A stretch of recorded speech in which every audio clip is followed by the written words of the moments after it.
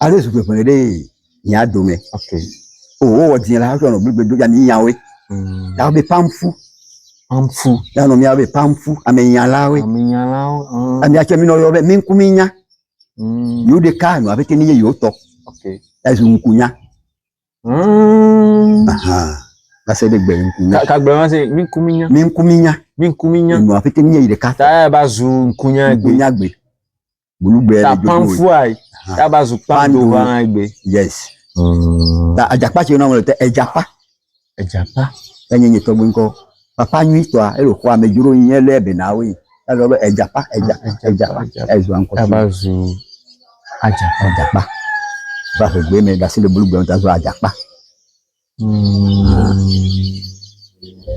te attention na me le kendra che le be kaindie sur kaindie nse ton ojuwe ele ya ka wo kan le wu eno vie we we dia sur kaindie esu kendra Asiantio pe gona so ta fima mi agbo be ya sobato yes so bem obian so ni bem OK ta bi sobato la yo no agba ji afi dremitova yes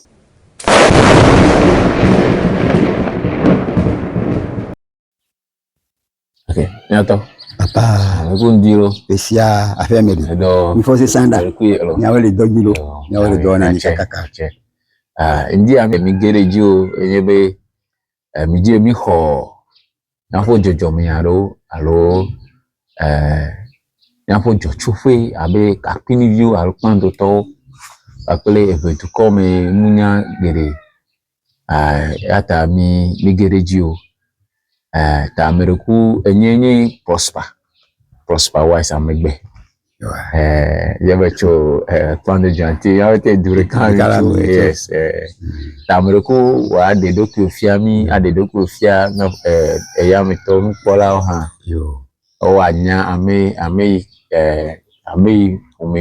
omiva mukata ya yo obe agblola o le vevire be mi khojise ape yo ni chenye nkonye Martin Jesus ajapa ni so pando do be fianti so ba to gbe kolo o pa metiti amenye OK to gbe kolo pe amechichi gbo mi va Jesus ya mi ane Yesu apa le janti a mi ga Yesu ya gbo mi va ta merogure nya je gomecho nya tinyenye emiu ame pomevi karami fino mi cho afi va fi leke akpini kwa do mian nka enye pando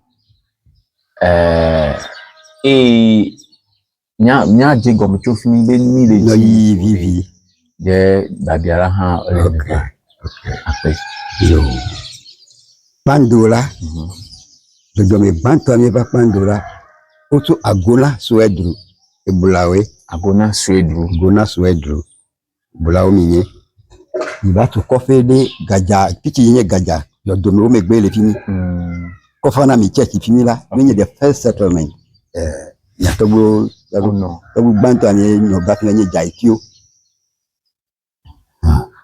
eba no fini ejin ya afetore ba di ya do to gleme ona be eko ya mi ami ni ebulato le robe ko la ko won ko ni tifoko me dia koto mo obe nyo bi si gbe ni lo yo me la itire jaja fete ma po ya ni ko yo ne yes as we ko ake ni abula me to le eko kwa yo ta ni de eko ya so to gbe nko na eko yo to ndi ta o je o ba di la o na no fi o no gbo ake ni to gbo me ju ka gbo iblu mo ta la o je e ya yo me ta polo o je o ba po fi ki o to la ta be avembe o to le ba ti dogbe o so dogbe si anti ewe anya nko ti le gboju egbe si anto to le avembe ba ti dogbe anya nko ti le gbo ahun anya ezu dogbe si anti ewe anya je mi no yo be zo ndo me ewe o e bu to de o do me ti gle ya we o gba bi ba ti fi mi afi no ifi lo si be apa mi ale mi le jidi amo ba le pe je fi adodo ba le yi nyaola jaituala ono tanye jaitu kuma ono biere kanye suru kaindie ezu kendra tanye to gbe kendra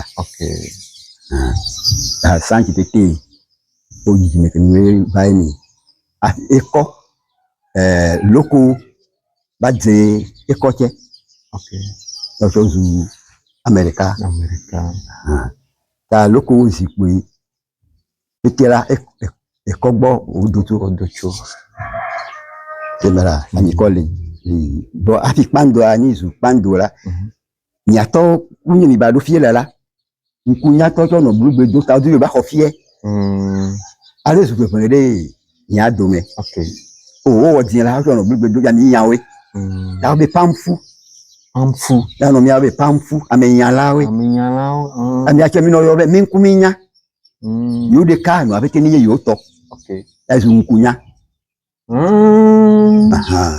base de gbe nkunya ka gbe ma se minkuminya no abete ni ye ka ta ba zu nkunya gbe bulugbe ta pamfu ai ta ba zu pando wa gbe yes ta menye bulugbe jo ya menye pa dike tiche wo pa me pa titi yan dike yo ya ku pa titi yan dike me menye be zanvoin ha e ba no an baji pampama to obe nkunya to yo a zanvoin be pa ya wonk yo pam ezu pa bulugbe re mi da sile bulugbe nko la ni san kuba efegbe me le mi yawo yi to yo do ko didi ya nye anko kan ile yo jeun ta ile fi afi glime to ba tuni ni zu America ni da sile bulugbe on la ya bete ni zu inde ka wala ta dain ba kakala yo be yo flo dain glime to flo dain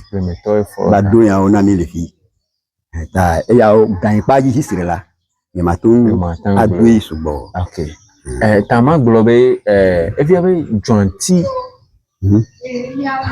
yo jonti a blue micho yes afi glime to ba tuni ta glime to ba tuni ko glime mo so a pe dan pe mo so pe yan ba no bobo na mi afi ono e ko yo meji yes e ko yin yo to fu porola no lu poro ba tuni ta ya do mi agbo afi no to yo ba de mi je mi ba afi no ni ano bi o te yo jaicho ko ma te to ba no mi atu ta fi juani to jula jaicho nya mi gbanto a chela me no fi o ta be gajagbo to le fi no settle do ame so ba ko ba tu body da tu ba fi be fi mi la ati gilini ala ganga o no fi mi ala ganga o jakani to be to no fi mi ta ma do me wa be ta fi no jakabi na ati gilini bi to so to ala me ko be 6-7 years anu mi joko na de ke ni ku le ka don ku mara fi e po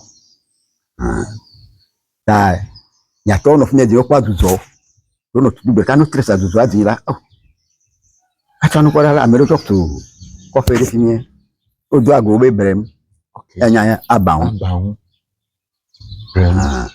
ya katanu ko la metiti bele ko fe me de fini america me ka bo bi ase e do blue be fine de o so yi pa fe da ya o po la metiti la ju ko va o do ku gbo ti abaun to go ba fi fa metiti me lo ko la me o gba mo ko fe la ya to tresi ba tuwe ya be yo le fi afi over o se mera ta no mi du be santi ko gbale bando du me tete ta ma globe e se abaun to le afi mi ba ni nya ni o le afi mi ba ni ba o me nya be o le lo me le o ake o le fi di afi po be amede to le fi ni da ya wo no to adira menye gbo o to no fe fi ya wo to no to adira me ke ni no gaga to ka ti para Chris wo di ba po e gbo ko me be gba ko nyebe o le afi mi ba jela to nya ba gbe jole ni agbo kola ni ho titi lo si o me gbe cho e me le koko ta ma globe o be avati han pando to ba ho o ba de julo gbo le ke avati pe jole de le abaun pe jole de le ni nya de to avati to ta maglobe ejua dedele abantogwa jantitowe yawe wonu malo alo akini duko pe yawe la akini yare keme don kumera karo. Oh, okay. Ha. Ibula ko minyo. Ibula ko minyo. Mi do afiade, mi nota mi do afiade zikuiji. Ake glimeto la, yo ba tumela yo akpeji. Akpeji hini. Akpe hini. Anya to gbolo na yazo akini. Akpe hini. Yazo akini. Tam akini menyebe inki covenant ni o oba inki leaders o yo ekplo toglema asian eko adeje ona minyabe ametonya pe de kawo wo sidemi ya oglobe ni yo ya vala na mere be ya wa ba priora ya gramoji gbini fimi apinya cho ate ya obi tijeri adibe afinu o history fi keme ka se le fimi menyebe okay yo to mi o so mo ayin o gbo ayin o ka tu amo che le moji okay o vele Claude Njo e fi je joba dola e vele va lakela o ma tun adumia oji o ami do settle kami awe nano fewe ta to be dubu si anti bo megbe ami gbanto ke la lo gba to be tele mi to yin rara jaitio jime eyin mi awe okay ta gajagbo to ti pete gajagbo be pete mi awo gbo kwa yin gba re abi settle ami le ngba yo pete mi awe le bonya da ko da to je pete ono mi fi ono gba itujo yi e fini o no apa kama me koko la fi bela miaola yo flo dan yo ne flo dan yo mi no fi abi dan yi flo la o flo dan yi va ya to go gba kera lo so tire kakera e ya we la yo me nya de kele dan yi awon ti e won ta soviet yo le la e be so ha here na to go settle de fini biede soviet yo le gbe ye be so ha here yo be tu pipo de la nyu la yo la yes ya ba para ala gan o me le fini o gbere ala o kwenye indudu subo fini a soviet kocho yes ye be so ha here ya ba so fe gbe ya ba so soviet ya ma gbo e ko fe jojo le gajare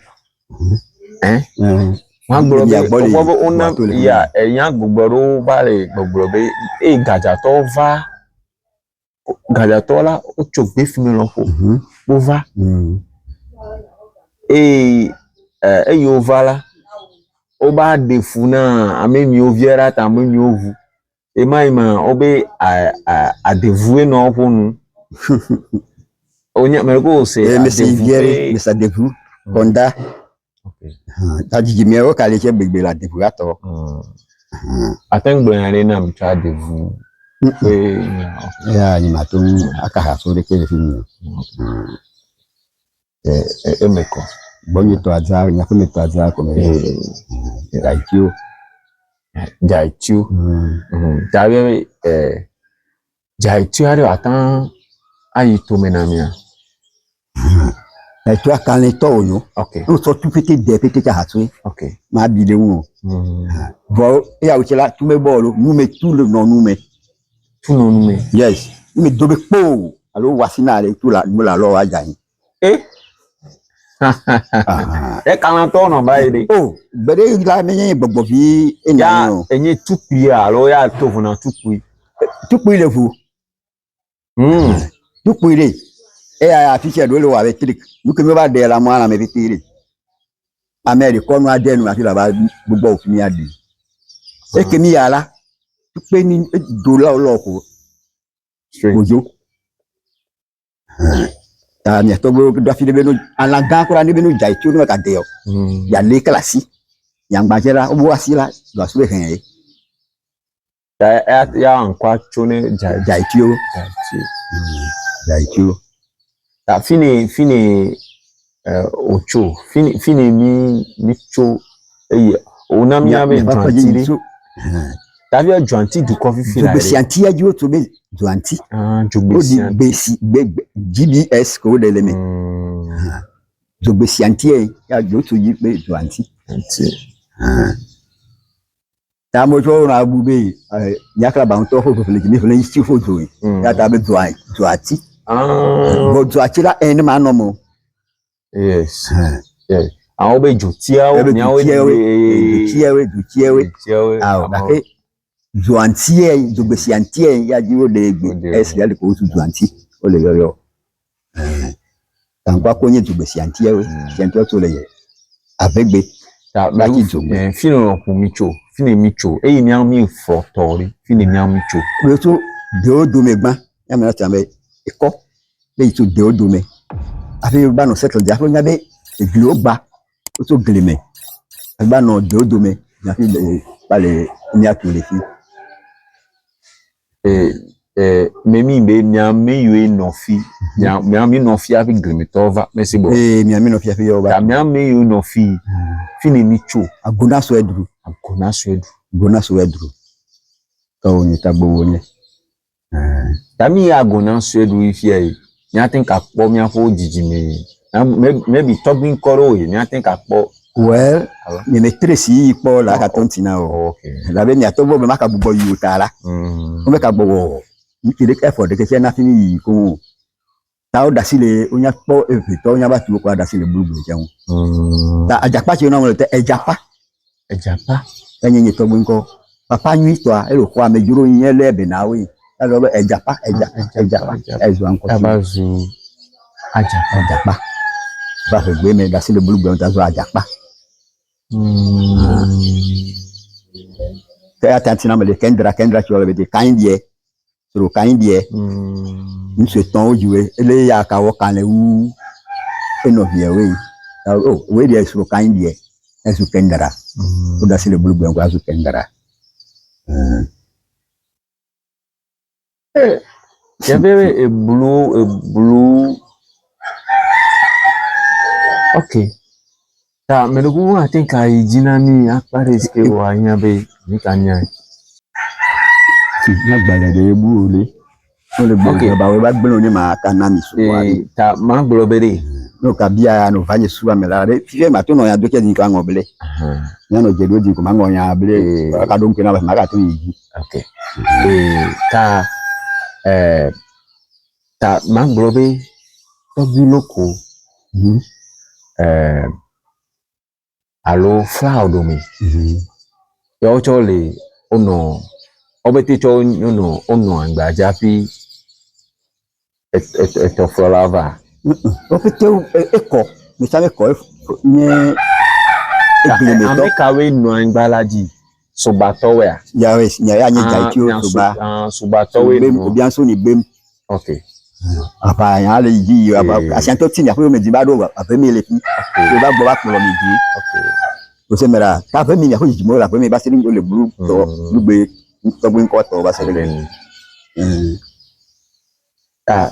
ba mi ha ni anya do me anya eko yo we ba egle to gle mi ba no do me to le do me ba le mi akile fi ta yo nya sian vi o yes wa sian wa deje ko be tela ni so kan wa ka de ke medo pando ke me nya do pando ni gaja to ko ovavari atan gbonale tun ya do me le be gaja to vara ni le fi afi over ba tu ni la uno kwa mejuro ya la no gbo eno no mi agbo na ye ile anya no fewe okay ya we ba mi to je kele conductor petikela onu apasi on settle de fi bo mi am settle de fini okay fi ma azu a fe do ba fe le gbe wa so ba fe do a fe do encore le ba mi ba fe le gbe to ba fe do o si a fe mo yin na ba a fe ki da se lo nsu fe do a fe american kale apa mi no sa fe do ko fe mi ban to ai ni mais c'est fuma egban atitro ya ni o sa atitro ya le ke nko la fi mi o fe do chi ko mi nya na ya ya John Jogbesianti a leko yo ne gban oh we orolo chukwe ani me ameta bunyere kama orolo chukwe gbe kara e efegbe glimetowe ko gbe oh ya ni manya so ya amechi metina wa to ndo ya gba biese okay ya nyanu so glime paji ya okay ta ebiabe ola Asiantio pe gona so eji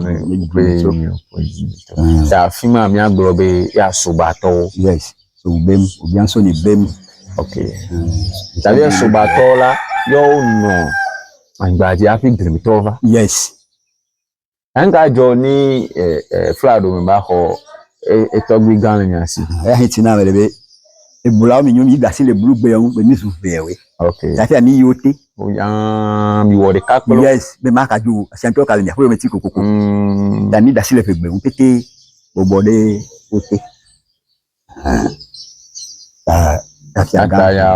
ta fi aga ni kala lokola ajeyi ko da sile wu ajeyi ko enye yaga fi aga ni wo ko fi aga ake tore kele pupo ala ya ko pupo na eloko okay ya yo to dan ocho dan o mere koko ya mere sure be onya mechichi godo wanya ncho German eyin German to over pandore mukara o me o pomito ndeka verosco atan agbona ni mi susure esi rivero me kale ta okay won tinyero okay jama ovala menye parce vi usese vi o tukle eniato okay usian kula o dowo nala no le dowo la majujo apogo be nuko wolo webo pete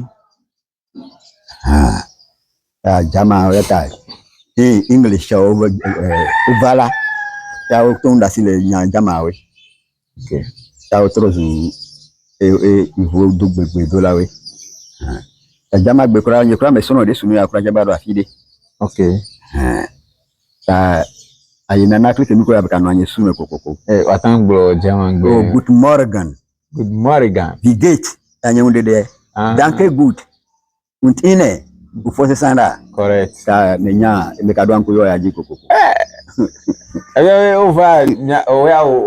over the square be de over do Damascus ni diviere ko hospital fi ni dile ke okay okay be pandore yowe tu bedo RC bedo ho mare gabia well ni me bia se to okay yo ni menya be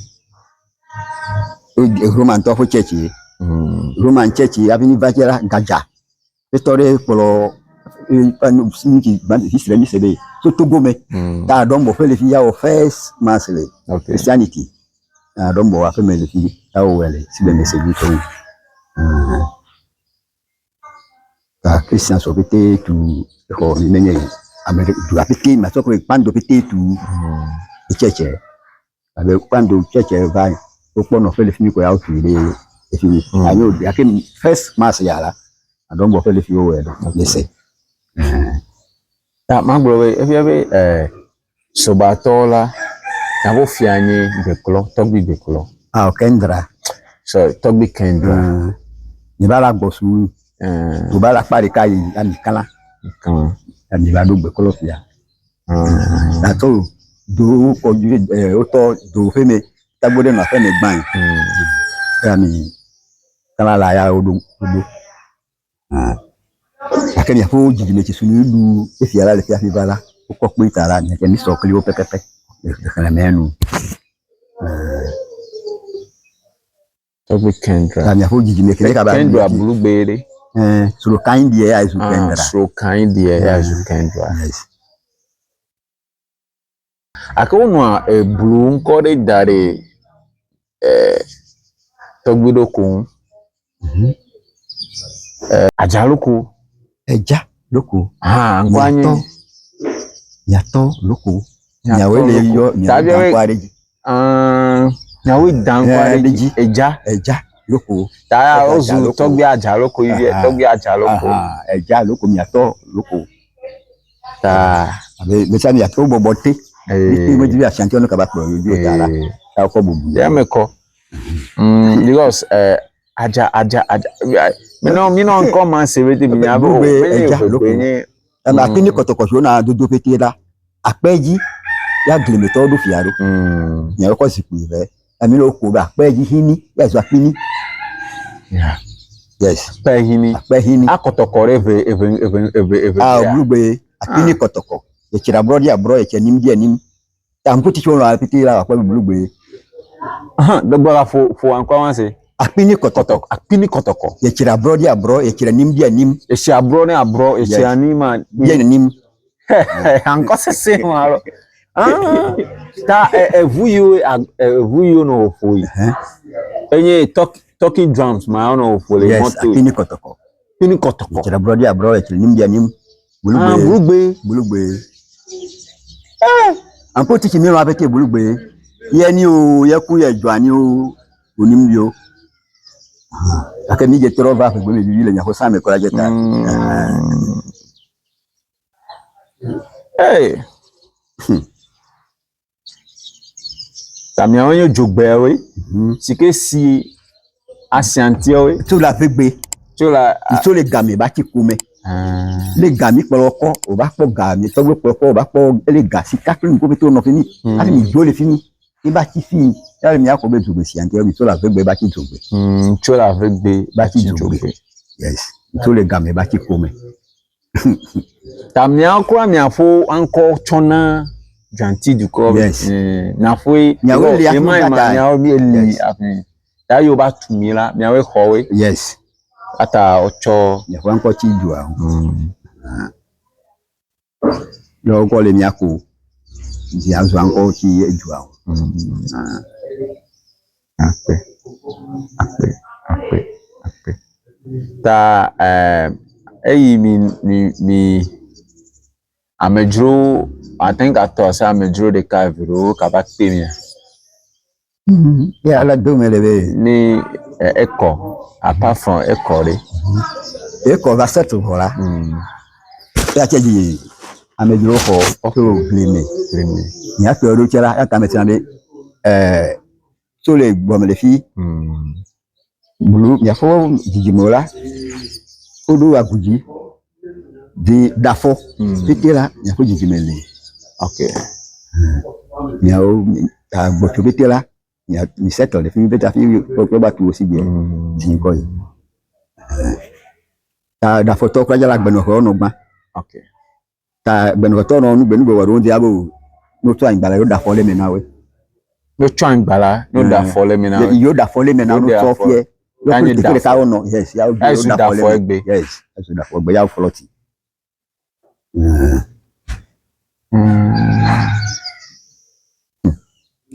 Ya onyanka ta gajazu gaja egbe. Menya anko kemi ta kemi sutu ta lo be gajala. Gake sala de mi do be gaje alapa. Gaje alapa. Dugo foforo e. Nga fofo. Dunko foforo e. Dunko. Ejo nko. Obe na me fu anko no so kanti jepete hatwe. Madi o. Gaje alapa. Gaje alapa. Ezu gaja. Ezu gaja. Oh, okay. Emele koko. O akpe na o de nu ka. Ni sai ko ajelo le ma yi ni na mi nchi. So ta ma gbadi de mo ndo dare pete cha fi lo baba ba gbele no le. Baba no formele mama nye fele fi lo baba gbele nya gbale o pete ko. Oh. Ame chi an si gbeku. Oh. Nata me maybe you are me. Only my blue history na mi subo. La be ye di fi me la me so no history. Ta gbo chu pete to ganyo chu pete me nya lo to ma bo no gbo fi yan. Okay. Nya to anu gbo ba no na yo gbogbo. Na yo gbogbo la ke nya history ko ma no bia o. Ta bo yo me nya me kala ku menyo. Ta ni gbo Zokaya. Me ko la me de ke gbogbo. Okay. La ke Bible la from Genesis to Revelation la. So no de subo. Ya Samson Bible an le ka Jeremia. Oh. Egbe no va gbonye mafia. Samso bete menya kina gele. Taya nyenye kenye tu. Tame no atina binyo gabe ni no be manye fia figbe. Mato fifi. Mato ba do galasi ogbe mato ba do gbonya la sinye madu pete du ba do gbo. Nuko me ma ko ebe tajo. O ma ka do nku igbede ba bia mo. Me ready ma sore. Da ke mi na ai tari. A cho Bible ma. Yes, Bible me, Psalms me. Psalms me. E go mi je me sian mi me Psalms la ki ro. Nya ya ki e, ni dura pete wokonu to le gbo ba do me gbo ya ko do na do ne pete ajo. Je ke ti kora wo nu ke mi me po. Donc do aji. Wa nu mi be very you can pass on knowledge. Attends si an de ka vraiment ya me to asro. Okay, fi ami nyu eto. Fi ami nyu eto. Fi ami nyu eto. Oh, yeah, majira ro de nkun. Onya yi ni onya open no viro bi ade. Onya be ya ni right person bi adere. Ki le won. Ki kwenye we do abia uta.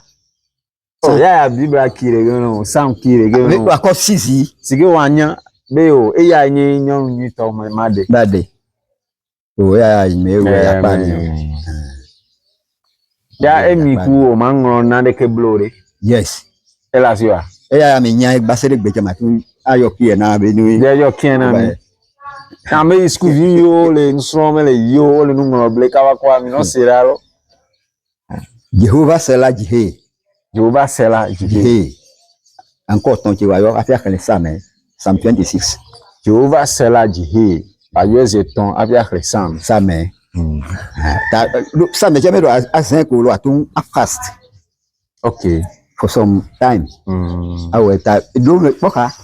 Be me ma ko Bible. Ah ouais, il faut ni basis Bible bon you can only be Chris. Ya be me nya dubola nya sia ko nya do ko ma je ma to ma wi na ma peti afi anu be ko ra ke na. Ya Psalm e kan ma. Psalm e me you na 26. Psalm 26 e ma. 23 o name le. 23. Psalm 23. The Lord is my shepherd. Yes. Shami. Nka okwa 23 wa. 23 wa wo don anu ele. Ya kun la ya nya story sani ni tori wo yi. Ma ata nyenyo buana no be tura si o ma ro gbe ta me la do lo gba me ni basagbe do ma pora be ni. E la di da. Ni da. Ta 23 le ko azen. E ala je ko ni re o pa la be ni me yi bujima ogbola. Ni kwa kwati. De ko pume. Ya we fridge me na yin ro. Ni me dugbe da re ta ka zela. Ko pombe ti go raja fi fiatu. E no ko ti kanu lara fe fridge me o de le. Ni ko poje sile yes. Gbogbo awon ya le. Ya fo ni ba po dugba sis Bible na be ni. Abi Bible me e bo so. Yes ko no me na so ko na enu a o da ya ba sis am. Me ma ba na troto me. Ya ko me amekasi. Ya ke tu ya ji prayer ke no anye ta me ya me do na da be sangba fi mola. Tanyo fun abe America la du ji yin. Okay. Ta Psalm 23 le ke ozane. Ya ntina mele. No be no ko be ni wo e ko adui. Okay. Johnson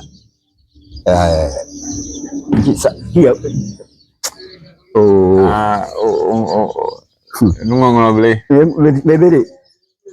Ni me nyabela ya pa mi ko kani me check Yo check na ro. Okay. Monsieur, maybe to le ni va settle ko e. Yeah, miaka va next time ko aba ho. Mfafiale ele ko zan Bibla. Yes. Okay. Ko zan Bibla. Yo. Owa mi amero ma son Bibla viere ga ke ebi mi nya le ko zan ne o. Se go ahia bere. Nya ne ka vero ita. Ela de mi aji. Okay. So afianu mi. Next time nya ne. Ane ka va. Akpe ira ita. Akpe ni ojo odo. Yane kala si ona mi a. Oh, ya mu de chemical ko bi.